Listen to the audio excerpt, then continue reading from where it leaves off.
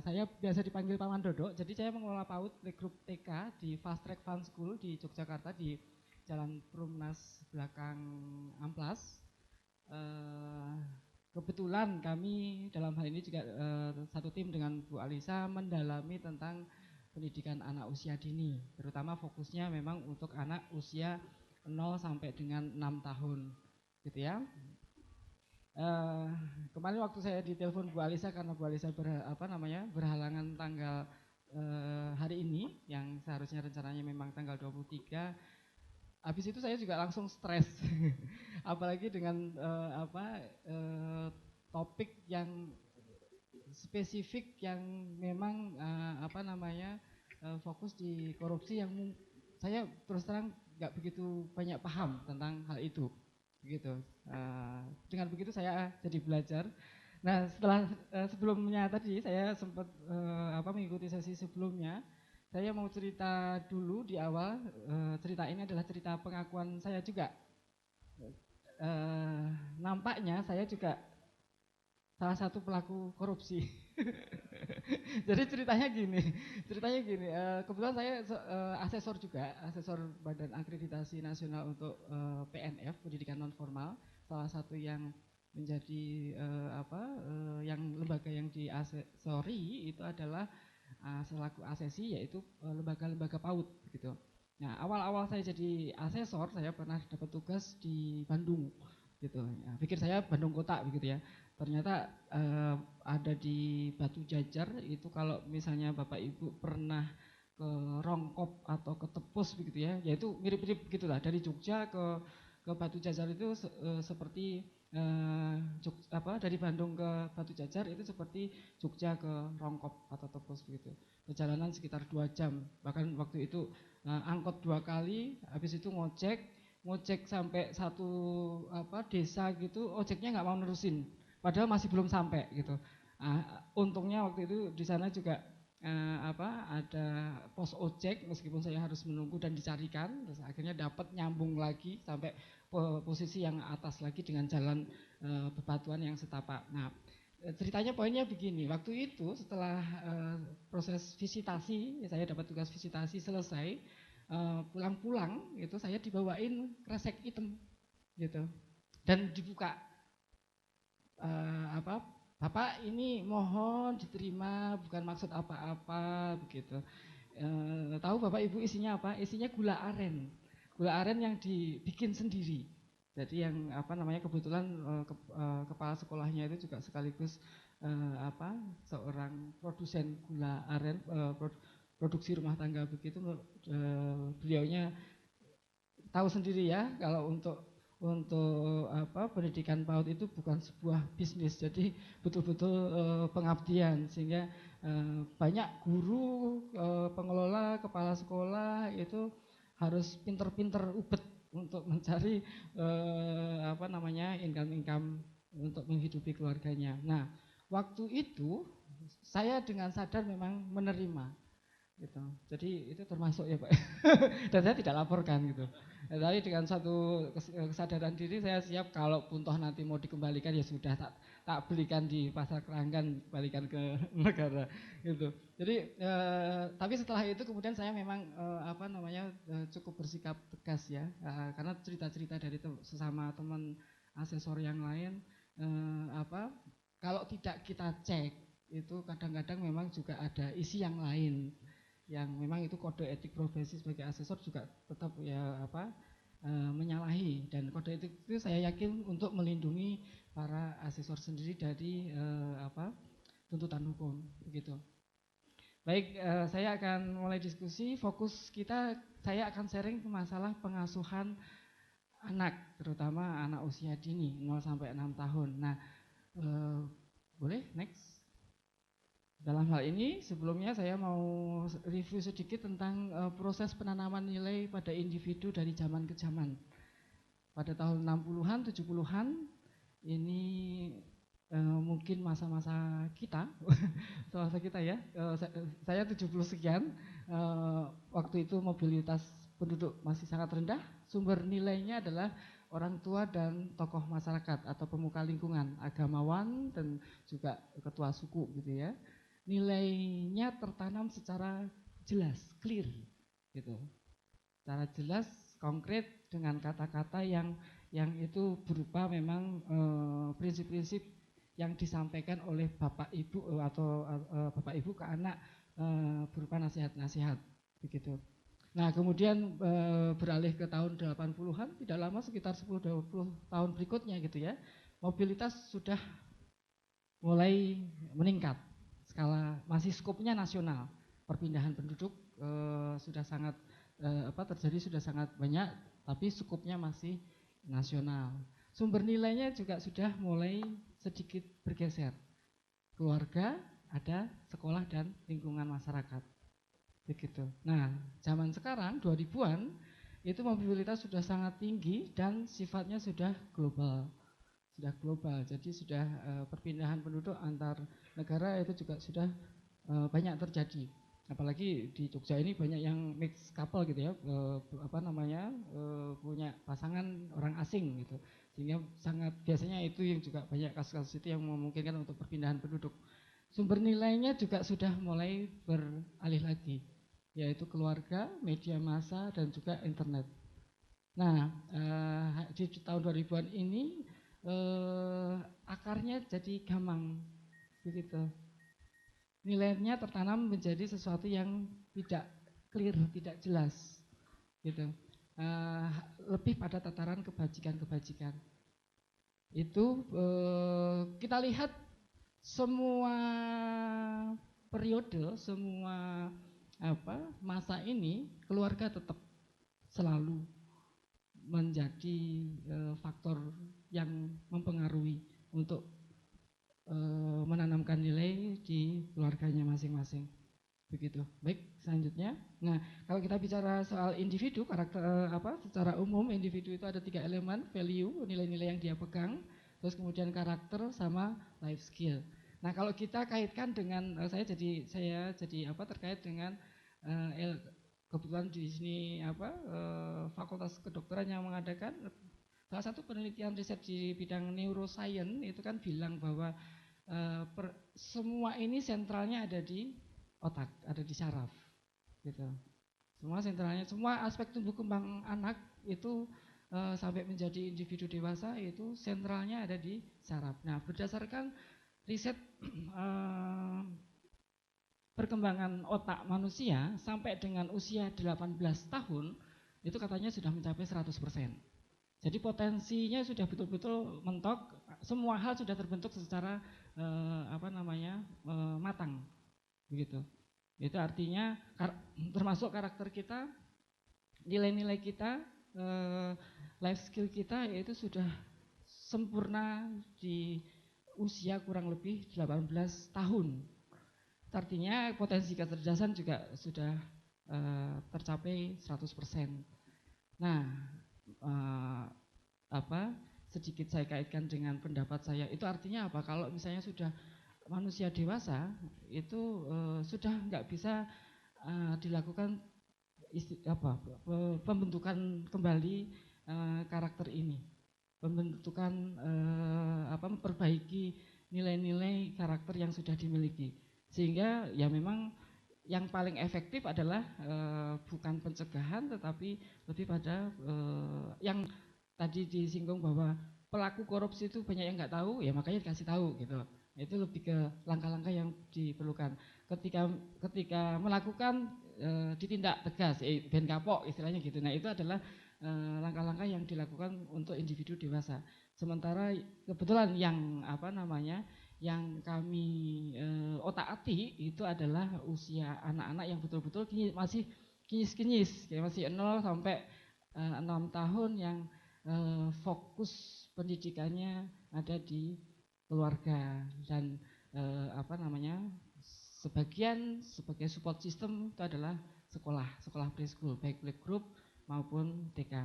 Oke, baik. Nah, kebetulan pada tahun lalu kita dimintai tolong oleh KPK, jadi Fast Track Fund School dimintai tolong KPK untuk membantu risetnya, gitu. Nah, sedikit akan saya sampaikan ini hasil review sementara. Jadi salah satunya adalah FGD di Jogja dan Solo yang kebetulan Fast Track Fun School terlibat di dalam timnya. Ini adalah review sementara versinya Fast Track gitu. Secara resmi ini sebenarnya belum disampaikan karena penelitiannya KPK ini masih makan waktu 3 tahun lagi. Gitu. Ini masih baseline study, habis 1 tahun baseline study nanti akan dilanjutkan ke program intervensi. Jadi akan ada program intervensi. Lokasinya kebetulan di Jogja dan Solo. Nah, kenapa di Jogja dan Solo? Karena Jogja dan Solo ini adalah contoh model kota yang bagus dalam hal tidak melakukan korupsi, gitu ya. Gitu. Itu juga salah satu yang tujuan risetnya ini adalah untuk menggali kenapa kok Jogja sama Solo kok perilaku korupsinya rendah gitu. Nah, kesimpulannya adalah sebagai berikut. Yang pertama, sebagian besar orang tua tidak memiliki konsep yang jelas tentang keluarga yang diidealkan gitu. Jadi mungkin bahasa sederhananya cinta menikah, cocok, kawin, udah habis itu mengikut arus. Seperti siklus pola keluarga sebelum-sebelumnya begitu. Sangat jarang satu keluarga antar pasangan itu betul-betul memulainya dengan benar, memulainya dengan sebuah renstra istilahnya gitu ya, memulainya dengan perencanaan yang matang berkaitan dengan nanti setelah menikah itu nanti mau punya anak, dan kalau sudah punya anak terus pola asuh, pola pendidikannya akan seperti apa gitu. Nah, kalau boleh saya sindir, apalagi kalau misalnya kedua pasangannya dokter ini, yang satu kemana, yang satu kemana, panggilan 24 jam harus ini nggak sempat itu kayaknya ngobrol-ngobrol soal keluarganya gitu. Pengabdiannya lebih pada pasien kayaknya ya. Oke, berikutnya survei kemarin juga mengisyaratkan bahwa kalaupun toh keluarga itu memiliki nilai-nilai, itu biasanya juga tidak terlalu clear, jelas gitu. Jadi lebih pada diangan-angan, apalagi sampai dikomunikasikan ke pasangan gitu. Nah, kita tahu bahwa mutlak ya, pendidikan itu kedua belah pihak, baik suami maupun istri gitu. Nah, yang juga di sini ditemukan itu kalau ini mungkin juga sesuatu yang unik ya, dan saya yakin mungkin ini ada kaitannya dengan bias gender. Jadi kalau dalam hal-hal nilai-nilai itu yang lebih memegang kendali adalah para ayah gitu, yang menentukan nilainya apa, dan itu pun mungkin juga masih samar-samar, tidak clear, tidak jelas. Sementara jadi eksekutornya itu ayah, sementara pelaksananya masih dominan ibu gitu. Yang mendidik itu kan masih dominan ibu. Ibu yang masih punya secara umum masih punya banyak waktu bersama anak gitu. Itu secara umum. Mungkin kasus-kasus tertentu kedua belah pasangan itu juga nggak punya waktu gitu, sehingga pengasuhan diserahkan kepada pihak yang lain gitu. Nah, sehingga nilai-nilai yang ditanamkan pada anak itu juga masih bersifat normatif, di awang-awang, tidak konkret, tidak jelas, dan tidak sistematis tersampaikan dalam pola asuh sehari-hari begitu. Jadi itu yang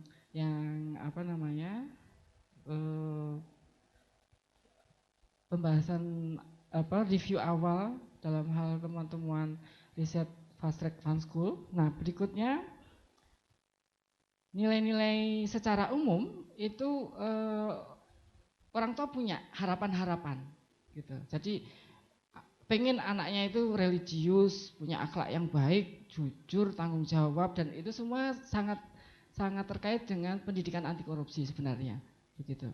Tetapi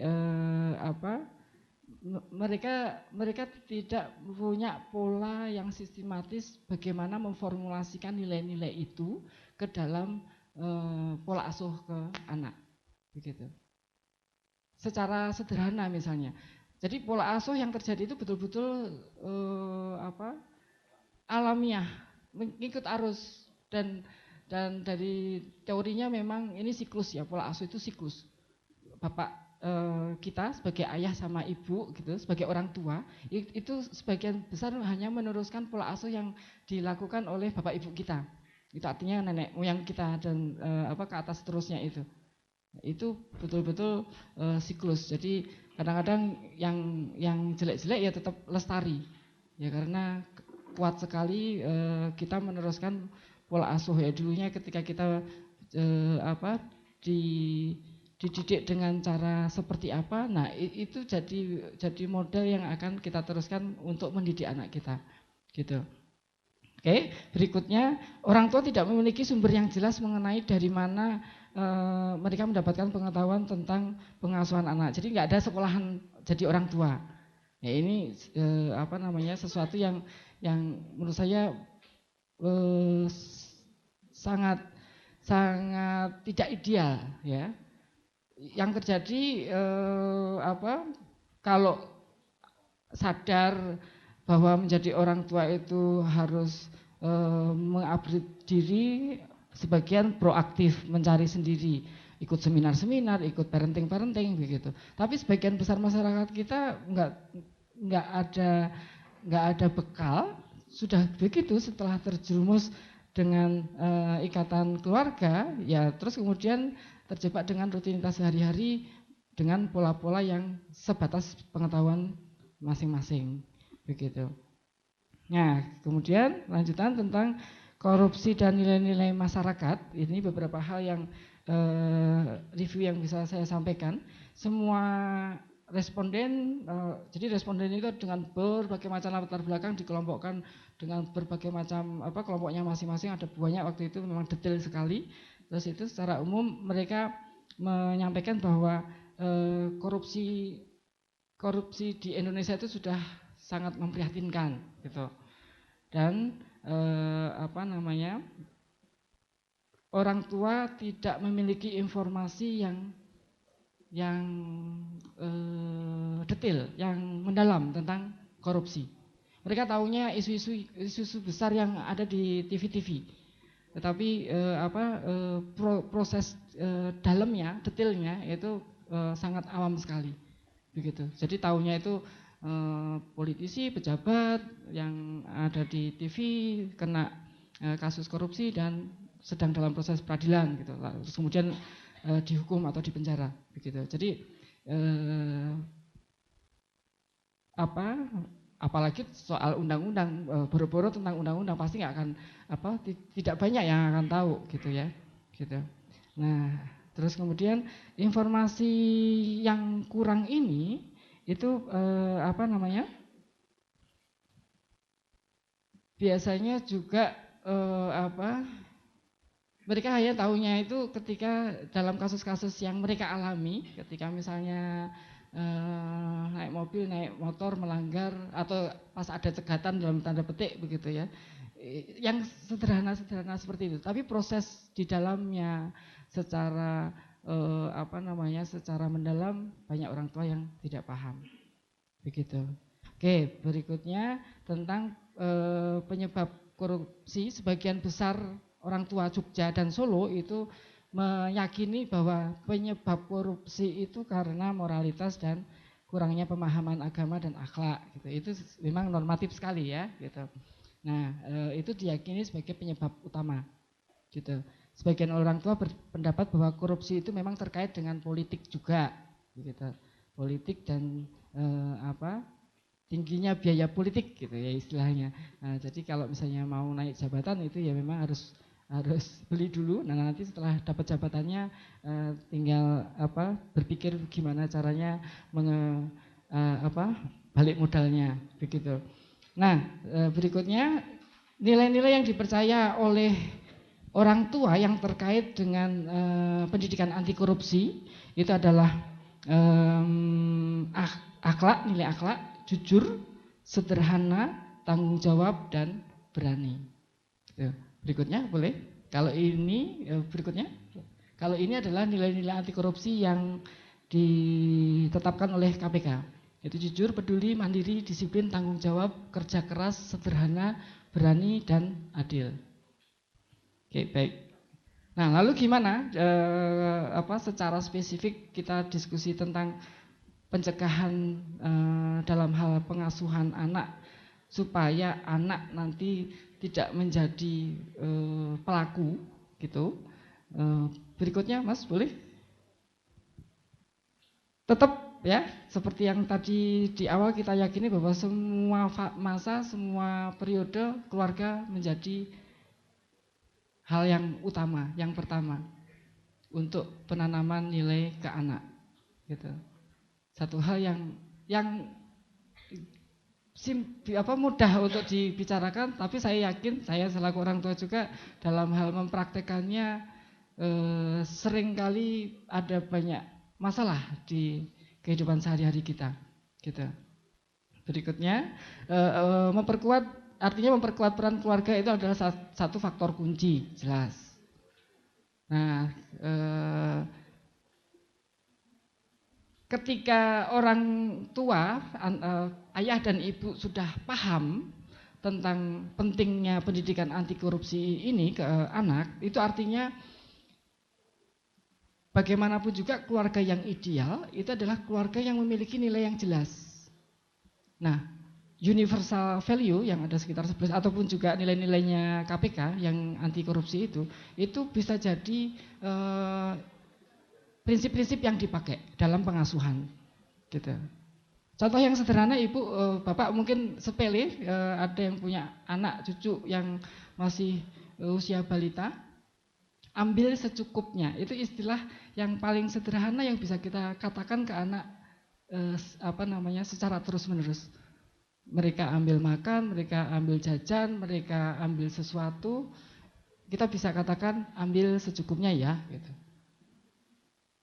Apalagi kalau untuk anak-anak usia 2-3 tahun gitu ya, mereka masih pengen kanan pegang, kiri pegang gitu. Itu buat budaya kita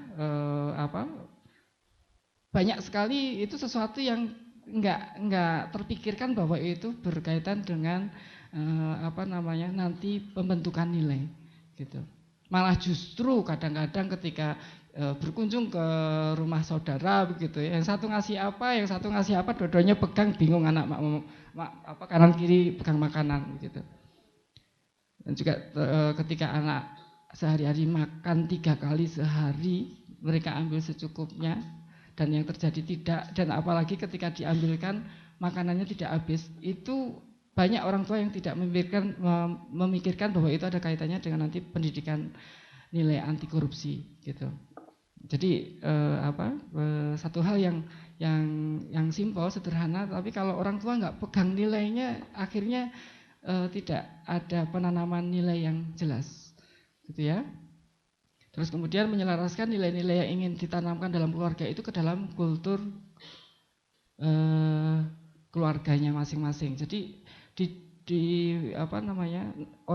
orang tua, nenek moyang kita itu sebenarnya sudah meninggalkan nilai-nilai yang luhur gitu. Tinggal itu dipakai dan secara konkret ada aplikasi-aplikasi diterapkan dalam pengasuhan sehari-hari begitu. Oke, nah baik, berikutnya kita masuk ke fokus ke pendidikan anak. Salah satu prinsip pendidikan anak yang utama adalah modeling, imitasi. Anak itu niru, anak itu mencontoh. Itu artinya karena 1 hari 24 jam dan di masa anak usia dini itu idealnya waktu yang paling banyak itu dengan orang tua, artinya siapa yang paling banyak menghabiskan waktu dengan anak, dialah yang paling memberi kontribusi untuk dimodel, gitu ya. Jadi dalam hal ini ketika itu idealisme itu bisa diterapkan, orang tua dua-duanya punya waktu bersama anak, orang tualah yang akan punya kunci untuk menjadi modelnya, gitu. Dan terkait dengan satu jargon you go first, artinya kita mulai duluan. Apapun yang ingin kita harapkan, nilai-nilai yang itu dipegang anak kelak, ya orang tua harus pegang duluan, gitu. Prinsip modeling, orang tua menjadi saya orang Jawa Timur. Pernah saya nyindir teman saya yang tinggal di Jakarta. Semoga dia dengar juga ya. Di Jakarta itu kan orang tua berangkat, anak masih tidur. Jadi habis subuh itu sudah harus berangkat ke kantor. Kemudian kedua orang tua pulang, anak sudah tidur. Dan itu Senin sampai dengan Jumat. Sabtu kadang-kadang masih lembur dan segala macam. Artinya apa? Banyak anak yang waktunya paling besar dengan pembantunya. Sampai saya ketika ketemu sama teman itu deloken tuh. Saya mohon maaf ya pakai bahasa Jawa. Deloken tuh anakmu. Carane sisiran, carane gawe klambi koyok pembantumu itu gitu. Nah, itu ya hanya sebatas sindiran gitu. Maksudnya adalah lihat tuh anakmu, caranya, seleranya dia dandan, caranya dia ngomong itu kayak pembantumu gitu. Ya karena memang yang paling banyak waktunya yang dia habiskan adalah sama pembantunya. Ditambah lagi nanti mungkin tayangan ya TV. TV itu porsinya sekarang juga sudah sangat luar biasa sekali. Begitu. Ini prinsip utama yang perlu kita pahami. Artinya memang nanti kita sebagai orang tua menjadi perlu introspeksi seberapa banyak waktu kita untuk anak, terutama di masa usia dini. 1 kali 24 jam itu. Gitu. Dengan sadar kita perlu membuat pilihan-pilihan nantinya. Baik, berikutnya. Prinsip pendidikan anak berikutnya itu adalah kunci mendidik anak itu ada di interaksi. Ada di interaksi orang tua dengan anak. Atau kalau misalnya di sekolah, makanya kalau di sekolah itu, sekolah yang anak sukses atau tidak di sekolah, itu yang paling berpengaruh, kontribusi yang paling besar adalah gurunya. Gitu. Ya karena kuncinya juga ada di interaksi dengan guru. Gitu. Seberapa besar gurunya itu menjadi model yang baik, seberapa besar gurunya itu diidolakan, seberapa besar gurunya menyenangkan. Begitu juga dengan di rumah. Kuncinya itu ada di interaksi. Nah, interaksi dengan anak itu mutlak kuantitas iya, kualitas iya. Ada sebagian mungkin di antara Anda yang juga excuse, yang penting kan kualitasnya. Enggak, kalau saya pribadi meyakini kuantitas tetap penting, kualitas juga penting, dua-duanya. Begitu. Nah, interaksi anak orang tua ini itu ya disitulah letaknya mendidik, disitulah kita menanamkan nilai-nilai dari bangun tidur sampai ke mau tidur lagi. Itu ya. Berikutnya. Anak adalah pembelajar yang kompeten. Jadi ini juga selaras dengan prinsip modeling. Tidak perlu dijelaskan, anak itu pasti bisa melihat, bisa mendengar, bisa ngamatin apa-apa yang terjadi di rumah semuanya, di sekitarnya. Terutama dengan semua hal yang kita lakukan sebagai orang tua. Sampai pada cara kita mengambil keputusan, itu pasti nanti juga akan berpengaruh pada proses pembelajaran yang dia alami. Begitu. Setiap hari kita pasti punya masalah. Gitu. Baik masalah sebagai ayah, sebagai ibu, atau sebagai keluarga secara umum. Dan bagaimana kita mengatasi masalah itu kan juga selalu akan dilihat oleh orang tua dan anak, sehingga anak akan setiap hari menjadikan itu sebagai proses-proses pembelajaran yang langsung, gitu ya. Proses belajar yang paling efektif adalah ketika anak secara aktif terlibat melakukan atau mengalami dan mendapatkan dukungan dari orang dewasa yang kompeten. Ini juga prinsip bahwa kalau pengen anak belajarnya optimal gitu, anak ya memang harus mengalami itu. Artinya gini Bu, Bapak Ibu, mengalami itu artinya melibatkan sebanyak-banyaknya indera gitu. Jadi melihat, mendengar, sensori kulit, mencium, mengecap, ketika inderanya banyak terlibat itu proses pembelajaran yang paling efektif. Nah, nah ini nanti memang kita perlu kaitkan dengan nilai-nilai anti korupsi, bagaimana diajarkan melalui proses-proses yang anak terlibat aktif langsung, gitu. Baik, berikutnya golden age, usia yang paling efektif untuk anak belajar. Di teori neuroscience juga disebutkan bahwa 0 sampai 18 tahun itu tercapai 100%. Nah, sampai dengan 8 tahun itu sudah tercapai 80%. Jadi sisanya yang 20% itu kurang lebih antara 8 sampai dengan 18 tahun. Nah, artinya apa? Kalau saya meyakini dengan dasar neuroscience itu golden age itu sampai dengan 8 tahun. Bukan 3 tahun, bukan 4 tahun, bukan 5 tahun, bukan 6 tahun. Meskipun mungkin memang masing-masing punya hak untuk memegang yang mana. Karena sampai dengan 8 tahun proses peningkatan perkembangan syarafnya masih terjadi secara sangat drastis. Proses belajar yang paling efektif itu di 8 tahun ini. Gitu. Masa pondasi, jadi membangun pondasi yang kuat, itu analoginya ketika kita arsitek membangun rumah atau kita mau bangun rumah, pengen rumahnya besar, tinggi, itu pondasinya jelas yang harus kuat, gitu.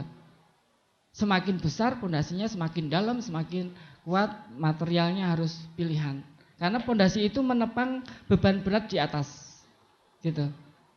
Begitu juga dengan orang tua. Orang tua itu yang dibangun apa? Yang dibangun adalah manusia.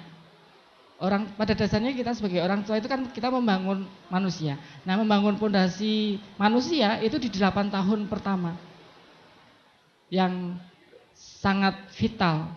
8 tahun pertama itu pondasi, sehingga kalau pondasinya kuat, nanti dia akan kuat menahan beban hidup di masa-masa selanjutnya. Seperti juga rumah, ketika pondasinya kuat, kena puting beliung tidak akan mudah mabur.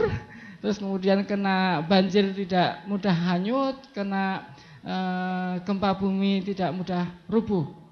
Begitu juga dengan manusia, ketika manusia di masa usia golden age-nya itu pondasinya kuat, nanti dia akan menghadapi tantangan-tantangan hidup yang pasti akan jauh lebih berat dari zaman kita. Zamannya anak cucu kita itu sudah pasti akan jauh lebih berat dari zaman kita. Nah, itu artinya pondasinya harus lebih kuat lagi. Gitu. Itu saya cukupkan dulu. Terakhir kita bisa nonton satu tayangan, Pak. Sekitar 1-2 menit ya. Mari kita perhatikan tayangan berikut.